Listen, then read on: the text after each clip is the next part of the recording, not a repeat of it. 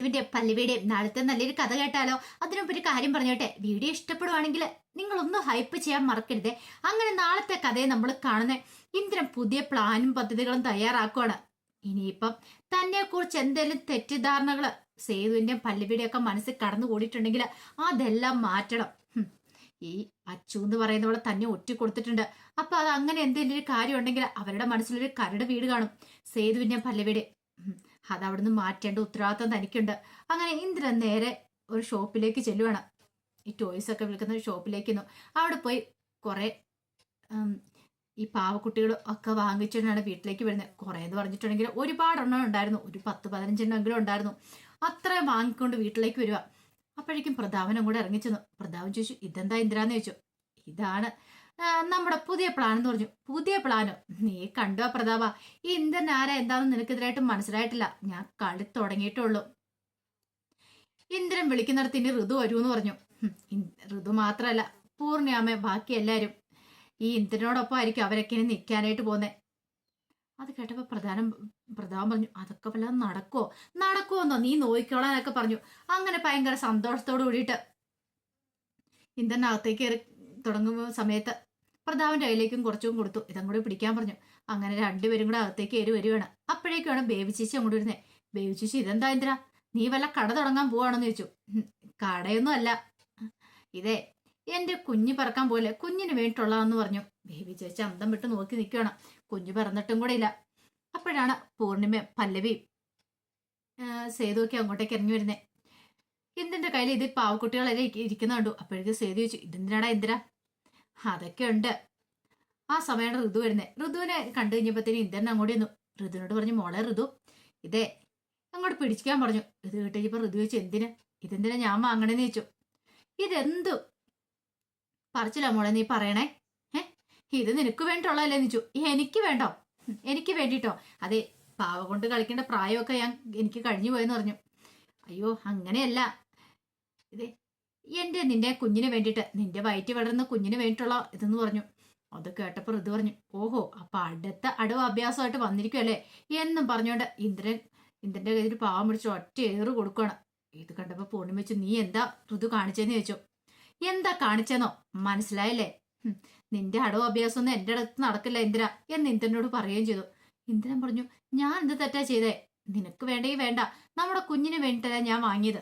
നമ്മുടെ കുഞ്ഞ് എന്നു മുതലാ നിനക്ക് ഈ ചിന്തയൊക്കെ ഉണ്ടായി തുടങ്ങിയത്? നമ്മുടെ കുഞ്ഞെന്ന് ഇന്ന് വരെ ആ കുഞ്ഞിനെ കുറിച്ച് നീ ചിന്തിച്ചിട്ടുണ്ടോ? ഞാൻ ഗർഭിണിയായിട്ട് ഇത്രയും കാലമായി. എന്റെ വയറ്റി വളർന്ന് കുഞ്ഞിന് സുഖമാണോ? അല്ലെങ്കിൽ ഡോക്ടർക്ക് പോകുന്ന സമയത്ത് എപ്പോഴെങ്കിലും നീ വന്നിട്ടുണ്ടോ? ഞാൻ നിർബന്ധിച്ച് 1-2 വട്ടം കൂട്ടിക്കൊണ്ട് പോയതല്ലാതെ. പിന്നെ അതിന് ആരോഗ്യം ഉണ്ടാകാനായിട്ട് എനിക്ക് എന്തൊക്കെ വേണം എന്നൊക്കെ നീ ചിന്തിച്ചിട്ടുണ്ടോ? ഒരു നേരത്തെ ഫുഡെങ്കിലും നീ വാങ്ങി തന്നിട്ടുണ്ടോ? ഇല്ലല്ലോ. എന്നിട്ട് ഇപ്പൊ സ്നേഹം കാണിച്ചോണ്ട് അഭിനയിച്ചോണ്ട് വന്നിരിക്കുന്നു. നിന്റെ അഭിനയമൊന്നും എൻ്റെ അടുത്ത് വേണ്ട ഇന്ദ്ര. നീ എന്തൊക്കെ കാണിച്ചെന്ന് പറഞ്ഞാലും ഈ ഋതു നിന്റെ അടുത്തേക്ക് വരാൻ പോകുന്നില്ല. ഇതാള് വേറെയാന്ന് പറഞ്ഞു. അത് കേട്ടപ്പം പൂർണ്ണം പറഞ്ഞു, ഋതു നീ ഇങ്ങനൊന്നും പറയരുതെന്ന് പറഞ്ഞു. അവൻ സന്തോഷത്തോടെ ഒരു സാധനം വാങ്ങിക്കൊണ്ട് വന്നല്ലേ സന്തോഷം. ഇവന്റെ സന്തോഷം എന്താണെന്നറിയാം? എടാ, നിന്റെ കാൽച്ചോട്ടിൽ എന്നെ തളച്ചിടാൻ നീ വെറുതെ മോഹിക്കണ്ട. പിന്നെ ഈ കുഞ്ഞിനെ ഞാൻ പ്രസവിച്ച് വളർത്തുന്നുള്ള നിന്റെ വിചാരം ഉണ്ടല്ലോ, അത് വെറും വ്യാമോഹം മാത്രം. നിന്റെ ആ ഒരു ഉദ്ദേശം നടക്കാൻ പോകുന്നില്ല. എന്നോട് കളിച്ച എന്താ കാണിക്കണമെന്ന് പറഞ്ഞുകൊണ്ട് ഋതു അവന്റെ കയ്യിൽ നിന്ന് മൊത്തം ഭാവി മേടിച്ച് തറയിലേക്ക് വലിച്ചെറിയാണ്. അപ്പോഴേക്കും ഭയങ്കര ദേഷ്യമായി പൂർണ്ണിമയ്ക്ക്. പൂർണ്ണിമച്ച്, നീ എന്താടി കാണിക്കണം ചോദിച്ച് ഋതുവിനെ തല്ലാൻ ചെന്ന് കഴിഞ്ഞപ്പം ഇടയ്ക്കിലേക്ക് പല്ലവി അച്ചു കയറി, വേണ്ടമ്മേ തല്ലണ്ട, വേണ്ടെന്നൊക്കെ പറഞ്ഞ് പിടിച്ചു മാറ്റുവാണ്. അപ്പോഴേക്ക് ഋതു പറഞ്ഞു, എന്തിനാ തടുക്കുന്നേ? തല്ലട്ടെ, തല്ലി അങ്ങോട്ട് കൊല്ലട്ടെ, അതോടുകൂടി എന്റെ ശല്യം അങ്ങോട്ട് തീരുമല്ലോ. അമ്മയ്ക്ക് അതല്ലേ വേണ്ടത്. ഇവനെപ്പോഴും ഫ്രോഡ് പറയുന്ന കേൾക്കാൻ അമ്മയ്ക്ക് താല്പര്യമില്ലേ? അമ്മേ, ഇവൻ ഇപ്പോഴും ഫേക്ക് ആയിട്ടാ നിൽക്കുന്നേ. ഇവന്റെ ഒറിജിനാലിറ്റി ഇതൊന്നും അല്ല. എല്ലാരെയും പറ്റിച്ചോണ്ടിരിക്കുക. എടാ, നീ ഈ കുടുംബത്തിലുള്ള എല്ലാരെയും പറ്റിച്ചു, പക്ഷെ എന്നെ മാത്രം നിനക്ക് പറ്റിക്കാൻ പറ്റില്ലടാ. ഇനി എന്നെ പറ്റിക്കാൻ പറ്റില്ല, കാരണം ഞാൻ നിന്നിൽ നിന്ന് അത്രമാത്രം അനുഭവിച്ചു കഴിഞ്ഞു. അതും പറഞ്ഞ് ഋതു അകത്തേക്ക് അങ്ങോട്ട് കയറിപ്പോയി. അപ്പോഴേക്കും ഇന്ദ്രൻ അവിടെ വീണ് കിടക്കുന്ന പാവയൊക്കെ എടുത്തു. പിന്നീട് ഭയങ്കര പാവത്തം കാണിച്ചു പൂർണ്ണിമയെ എടുത്ത് എന്നിട്ട് പറഞ്ഞു, പൂർണ്ണിമ കണ്ടില്ലേ, എനിക്ക് അവളെ ഇപ്പൊ ഭയങ്കര ഇഷ്ടമാണ്. അവളെ മാത്രമല്ല, അവളുടെ വയറ്റി വളർന്ന കുഞ്ഞിനെ ഞാൻ സ്നേഹിക്കുന്നുണ്ട്. പക്ഷേ എങ്കിൽ അവൾക്ക് എന്നോടൊരു താല്പര്യമില്ല. ഞാൻ എന്തോ വലിയ തെറ്റിയെന്ന് പറഞ്ഞോനാ. തെറ്റൊക്കെ ചെയ്തിട്ടുണ്ട് കുറെ നാൾ മുമ്പ് വരെ, പക്ഷെ ഇപ്പോഴങ്ങനെയല്ല. എനിക്ക് ബോധ്യമായി ഞാൻ ചെയ്ത തെറ്റെന്താന്ന്. പക്ഷെ അത് മനസ്സിലാക്കാനായിട്ട് അവള് കൂട്ടാക്കുന്നില്ല. പൂർണ്ണാമ്മ ഒന്ന് പറയാവോ അവളോട്? ഞാൻ ഇനി എന്താ ചെയ്യണ്ടേ? അവളുടെ കാല് പിടിക്കണ, കാല് പിടിക്കാന്ന് പറഞ്ഞു. സേതു പറഞ്ഞു, എടാ ഇന്ദിര, നീ കാല് പിടിക്കൊന്നും വേണ്ട, പക്ഷേങ്കില് നിനക്ക് അവളോട് സ്നേഹം ഉണ്ടെന്ന് നീ തെളിയിച്ച് കാണിക്കേണ്ടേ, അല്ലാതെ ഈ പാവക്കുട്ടി മേടിച്ചു കൊടുത്തിട്ടൊന്നും ഒരു കാര്യമില്ലാന്ന് പറഞ്ഞു. അപ്പോഴേക്കും ഇന്ദ്രൻ പറഞ്ഞു, സേതു എന്താ പറയണേ? ഞാൻ എങ്ങനെ ഇത് കൂടെ തെളിയിച്ച് കാണിക്കുന്നേ? അതെ, മറ്റുള്ളവരെ ബോധ്യപ്പെടുത്താനും വേണ്ടിയിട്ടായിരിക്കരുത് സ്നേഹപ്രകടനങ്ങൾ. അത് നമ്മുടെ ഉള്ളിൽ നിന്ന് വരണ്ട. അത് നിനക്ക് എന്താണെങ്കിലും ഇപ്പൊ ഇല്ല. നീ കൂടുതൽ പിന്നെ കിടന്ന് അഭിനയിക്കാൻ പോണ്ട. പറഞ്ഞു കേട്ടല്ലോ, വാ പല്ലവി എന്ന് പറഞ്ഞ് പല്ലവിനെ വിളിച്ചുകൊണ്ട് പോയി. ഇന്ദ്രന്റെ ആ പ്ലാൻ ചീറ്റി പോയതുകൊണ്ട് ഇന്ദ്രന്റെ നല്ല ദേഷ്യമായിരുന്നു. എന്നാലും ഇന്ദ്രൻ വിട്ടുകൊടുക്കാൻ തയ്യാറായില്ല. പൂർണ്ണമ്മ എടുത്ത് നിന്നിട്ട് പറഞ്ഞു, അമ്മേ കണ്ടില്ലേ അമ്മേ, ഞാൻ ഇനി എന്താ ചെയ്യേണ്ടതെന്ന് അമ്മ തന്നെ പറഞ്ഞാട്ടെ. എങ്ങനെ പൂർണ്ണമ്മേനെ കയ്യിലെടുക്കണം എന്നൊരു ചിന്തയായിരുന്നു ഇന്ദ്രന്റെ മനസ്സിൽ. അങ്ങനെയാണ് താൻ ഉദ്ദേശിച്ച പോലെയൊക്കെ കാര്യങ്ങൾ നടക്കും. അമ്മേ, അവൾക്ക് വേണ്ടി ഞാൻ ഇതൊക്കെ വാങ്ങിച്ചോണ്ട് വരുന്നേ, അവൾക്ക് സന്തോഷമാവട്ടെ എന്ന് കരുതിയിട്ട്. എന്റെയും കൂടെ കുഞ്ഞിലെ അവളുടെ വയറ്റിൽ വളരുന്നേ. കാര്യമൊക്കെ ശരി തന്നെയാ.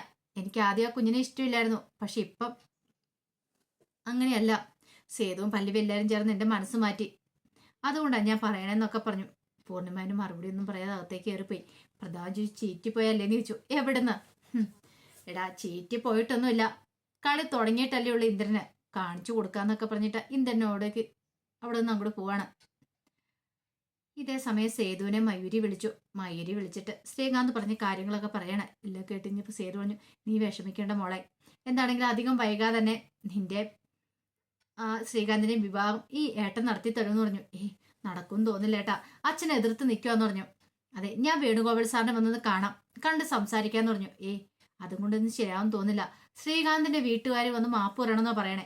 അതെങ്ങനെ ശരിയാവും? ശ്രീകാന്തിന്റെ വീട്ടുകാർ മാപ്പ് പറയുന്ന സേതുവേട്ടന് തോന്നുന്നുണ്ടോ? അതുകൊണ്ട് എനിക്ക് എന്ത് ചെയ്യണമെന്ന് അറിയില്ല സേതുവേട്ടാന്ന് പറഞ്ഞു. അപ്പോഴേക്ക് സേതു പറഞ്ഞു, തൽക്കാലത്തേക്ക് എന്താ വേണ്ടത് ഞാനൊന്ന് ആലോചിക്കട്ടെ. എന്താണെങ്കിലും നീ ഒരു കാര്യം ഉറപ്പിച്ചോ, നിന്റെ ആ ശ്രീകാന്തിന്റെ വിവാഹം ഈ സേതുവേട്ടൻ നടത്തി തരും.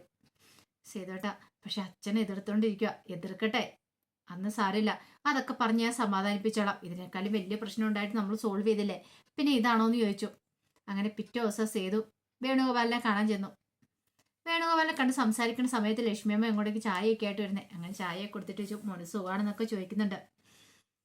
സേതു കുഴപ്പമില്ലെന്നൊക്കെ പറഞ്ഞു. പിന്നീടാണ് സേതു കാര്യത്തിലേക്ക് കിടക്കുന്നത്. മയൂരുടെ ശ്രീകാന്തിന്റെ വിവാഹത്തെക്കുറിച്ച്.